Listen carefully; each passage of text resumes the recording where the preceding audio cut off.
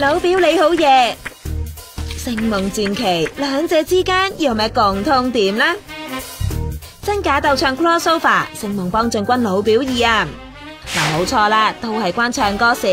今年年初，老表出街嗰陣時，挽救咗 TVB 收視劣勢，而家播緊嘅星夢又令佢哋人氣急升。TVB 又點會唔食住個勢嚟個 crossover 啊？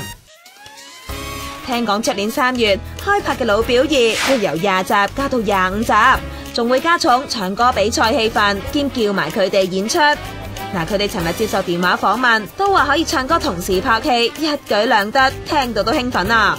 不過其實 TVB 3線劇啲演員都已經熟口熟面，而家仲要 crossover 埋綜藝節目，會唔會有演員破佢紀錄，1日之內死多過4次㗎？